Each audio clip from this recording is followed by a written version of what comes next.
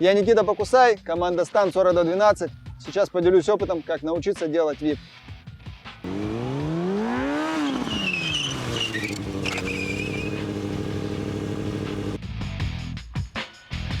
Вип — это такой трюк, что он дает много вариантов продолжить свою программу.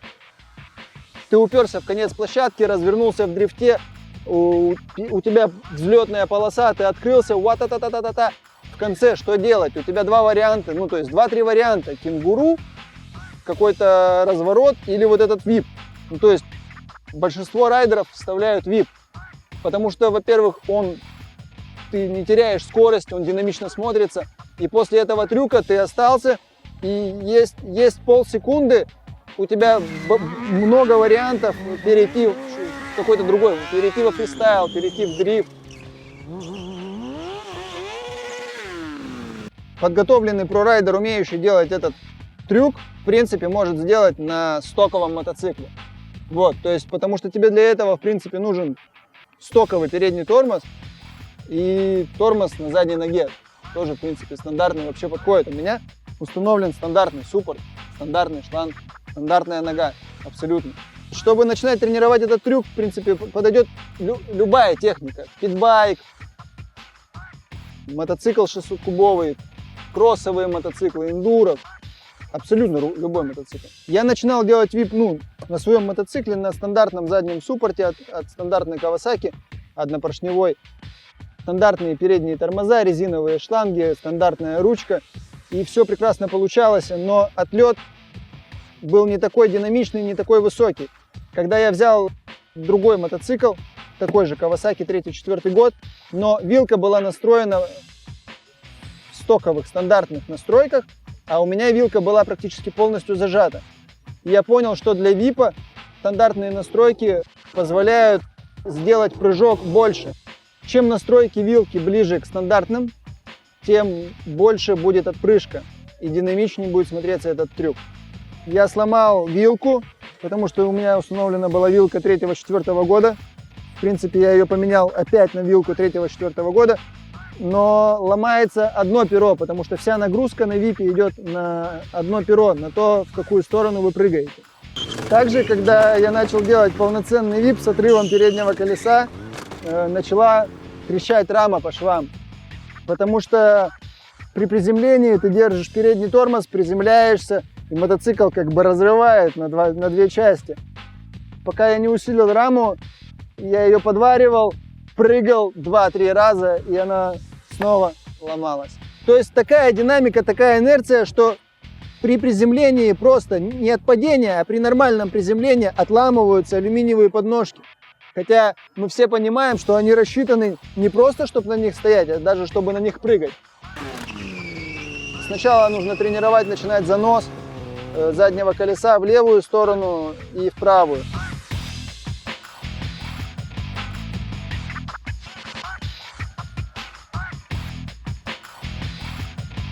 Нужно определиться, на какую сторону вам будет удобнее делать вип. Так же, как некоторые прорайдеры там едут круги влево, некоторым удобнее круги вправо. Также и с випом вам нужно в первых попытках понять, в какую сторону вам будет удобнее прыгать.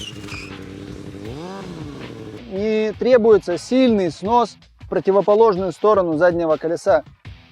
Нужно заблокировать задним тормозом колесо, в принципе, только для того, чтобы сделать скользким зад.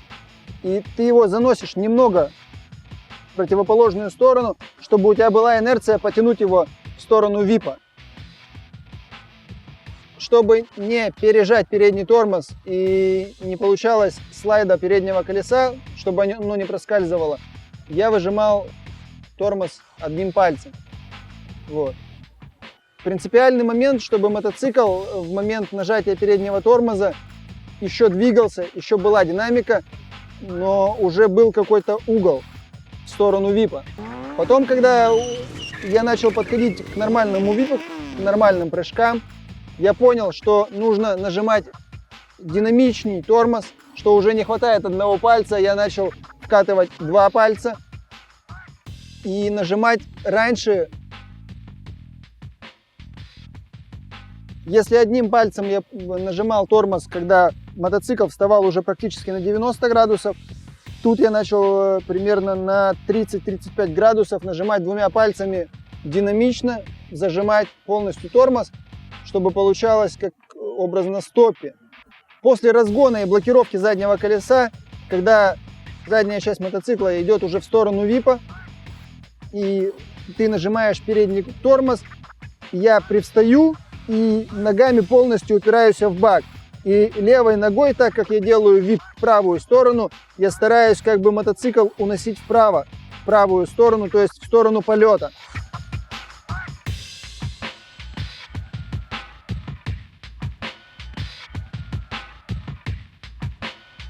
У меня колени полностью, ну то есть закрывают даже заднюю часть ноги. Все равно на випе, если у вас вот здесь появляется аж кровяная мозоль, значит, вы делаете правильно. Значит, вы идете в правильном направлении. Вам требуется динамика, скорость, чтобы вы не загасили всю динамику задним тормозом, чтобы еще у мотоцикла была инерция. Нужно нажимать передний тормоз как можно раньше. То есть, не когда вы уже снесли на 90 градусов заднюю часть, и когда переднее колесо остановилось, надо, чтобы переднее колесо еще как бы ехало, вы кликаете по переднему тормозу и держите его до конца. До конца полета вы держите все тормоза. То есть потом, когда со временем вы научитесь полностью круто приземляться на оба колеса и контролировать этот момент, можно отпускать передний тормоз, отпускать задний тормоз, пробовать делать фейки, пробовать делать откаты назад, выходы на заднее колесо или уход в дрифт.